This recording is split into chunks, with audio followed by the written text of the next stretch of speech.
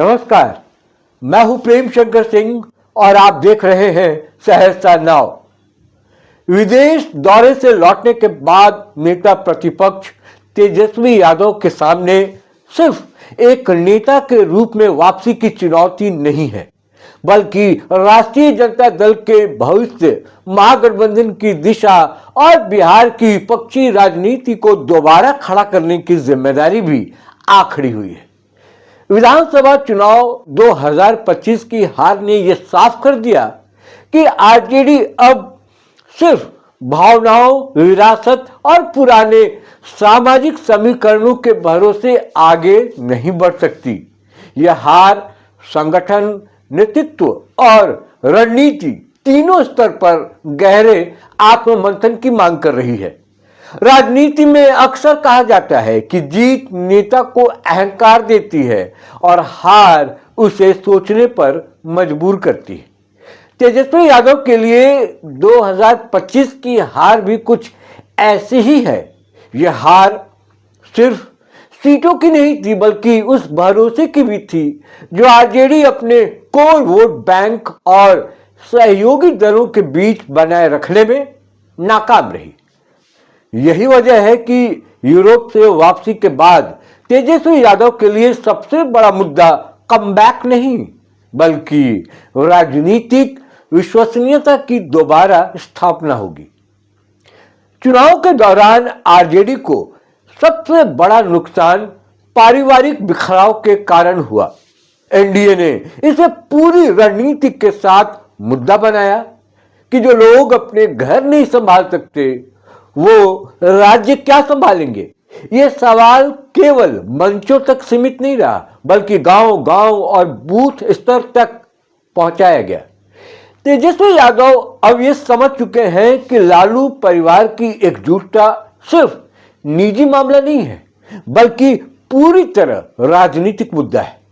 हाल में तेज प्रताप यादव का राबड़ी देवी के साथ जन्मदिन मनाना और सार्वजनिक रूप से पारिवारिक गर्मजोशी दिखाना इसी दिशा में एक संकेत माना जा रहा है।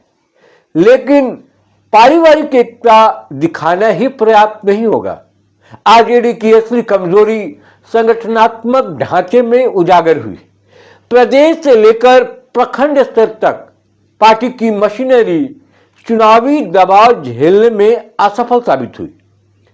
टिकट वितरण में असंतोष, स्थानीय नेताओं की उपेक्षा और जमीनी कार्यकर्ताओं से संवाद की कमी ने पार्टी को अंदर से खोखला कर दिया। यही वजह रही कि कई सीटों पर आरजेडी की परंपरागत पकड़ होने के बावजूद पार्टी हार गई। प्रदेश अध्यक्ष मंगनी लाल मंडल की भूमिका को लेकर पार्टी के भीतर असंतोष खुलकर सामने आया। भूरा बाल साफ करो जैसे पुराने और विवादास्पद नारों को फिर से उछालने से सवर्ण वोटर पूरी तरह एकजुट हो गया और उसका सीधा लाभ एनडीए को मिला। जिन सीटों पर आरजेडी को जीत की उम्मीद थी, वहां भी करारी हार झेलनी पड़ी। अब सवाल यह है कि क्या तेजस्वी यादव संगठन में बड़े और कठोर फैसले लेने का साहस दिखाएंगे या फिर पुराने चेहरों को बचाने की राजनीति जारी रहेगी। हार के बाद आरजेडी के भीतर घात की चर्चा भी तेज हो गई। पार्टी के कई नेताओं और कार्यकर्ताओं का मानना है कि टिकट न मिलना या व्यक्तिगत नाराजगी के कारण कुछ नेताओं ने पार्टी के खिलाफ काम किया। तेजस्वी यादव की यूरोप यात्रा के दौरान ही हार की समीक्षा से जुड़ी रिपोर्ट तैयार होने की खबरें सामने आई।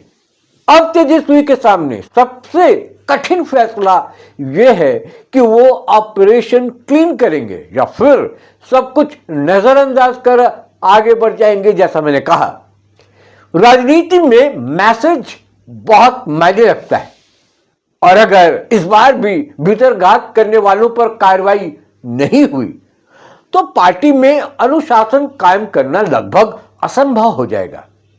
इसी बीच महागठबंधन के भीतर शुरू हुई खींचतान ने आरजेडी की मुश्किलें और बढ़ा दी हैं। याद होगा कांग्रेस और आरजेडी के बीच 2025 की हार को लेकर एक दूसरे पर दोष मढ़ने का सिलसिला थमने का नाम नहीं ले रहा।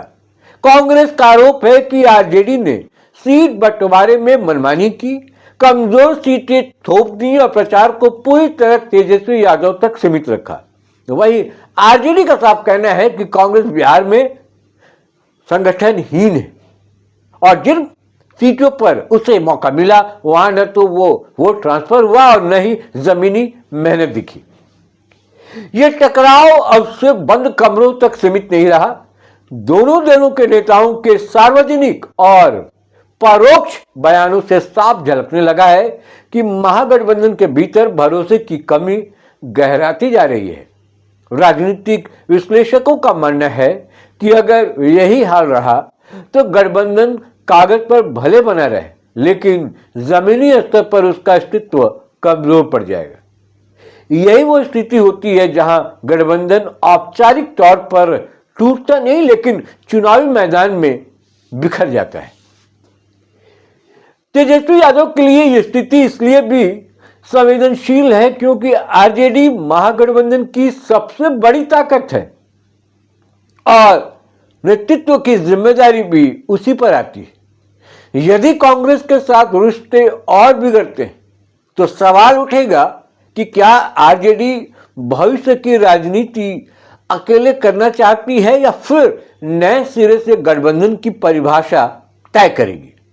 पार्टी के भीतर यह चर्चा आम है कि कांग्रेस अब आरजेडी के लिए फायदे से ज्यादा नुकसान का सौदा बनती जा रही है। कांग्रेस के भीतर भी यह सवाल उठ रहा है कि क्या तेजस्वी यादव के नेतृत्व में पार्टी को पर्याप्त राजनीतिक स्पेस मिल पा रहा है। कई कांग्रेस नेता मानते हैं कि आरजेडी के साथ रहकर पार्टी अपनी स्वतंत्र पहचान खोती जा रही है। यही कारण है कि 2025 की हार के बाद दोनों दलों के बीच अविश्वास और गहराता दिख रहा है।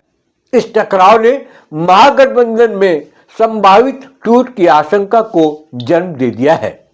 आने वाले पंचायत चुनाव की बात करते हैं, ये बहुत महत्वपूर्ण रहने वाला है। आने वाले पंचायत चुनाव 2026 इस संदर्भ में बेहद अहम माने जा रहा है।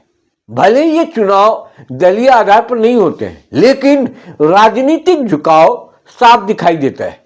यदि कांग्रेस और आरजेडी पंचायत स्तर पर अलग अलग रणनीति अपनाते हैं तो यह साफ संकेत होगा कि महागठबंधन की डोर ढीली पड़ चुकी है। तेजस्वी यादव जानते हैं कि पंचायत स्तर पर पकड़ बनाए बिना विधानसभा की राजनीति को मजबूत नहीं किया जा सकता। इसी रणनीति के तहत तेजस्वी यादव मकर संक्रांति के बाद, बड़ा इंपॉर्टेंट ये मैं खबर आपको दे रहा हूं कि मकर संक्रांति के बाद बिहार के अलग अलग क्षेत्रों की यात्रा पर निकल सकते हैं। यह यात्रा केवल रैलियों तक सीमित नहीं होगी बल्कि संगठन की वास्तविक स्थिति को समझने, कार्यकर्ताओं का मनोबल बढ़ाने और स्थानीय नेतृत्व को परखने का जरिया बनेगी।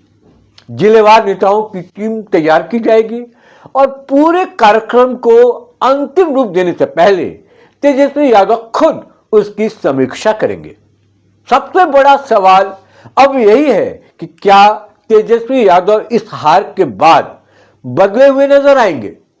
बिहार की राजनीति अब केवल जातीय गणित तक सीमित नहीं रही है, ये तो अब समझना होगा। जनता नेतृत्व में स्पष्टता, निर्णय लेने की क्षमता और भरोसेमंद विकल्प चाहती है। अगर तेजस्वी यादव संगठन में सर्जिकल बदलाव, भीतर घातियों पर कार्रवाई और पारिवारिक एकता का ठोस संदेश देने में सफल होते हैं तो आरजेडी के लिए वापसी की संभावना बन सकती है। लेकिन अगर कांग्रेस आरजेडी की आपसी खींचतान यूं ही जारी रही और संगठनात्मक सुधार केवल कागजों तक सीमित रहे तो 2025 की हार महज एक चुनावी पराजय नहीं बल्कि आरजेडी के लिए लंबा राजनीतिक संकट साबित हो सकती है। विदेश से लौटकर तेजस्वी यादव के सामने यह सिर्फ राजनीति में वापसी का नहीं बल्कि खुद को एक परिपक्व और निर्णायक नेता के रूप में साबित करने का सबसे बड़ा अवसर भी है। और देखना यह है कि तेजस्वी यादव इस संकट को अवसर में बदल पाते हैं या फिर आरजेडी और महागठबंधन की राजनीति आपसी अविश्वास के बोझ तले और कमजोर होती चली जाती है। इस वीडियो में इतना ही, फिर किसी और मुद्दे के साथ मुलाकात होगी जिसकी चर्चा भी करेंगे, विश्लेषण भी करेंगे, माने मतलब बताएंगे और उस खबर से आगे क्या होने वाला है ये भी आपको बताएंगे। इस वीडियो में फिलहाल इतना ही, मुझे दीजिए इजाजत, नमस्कार।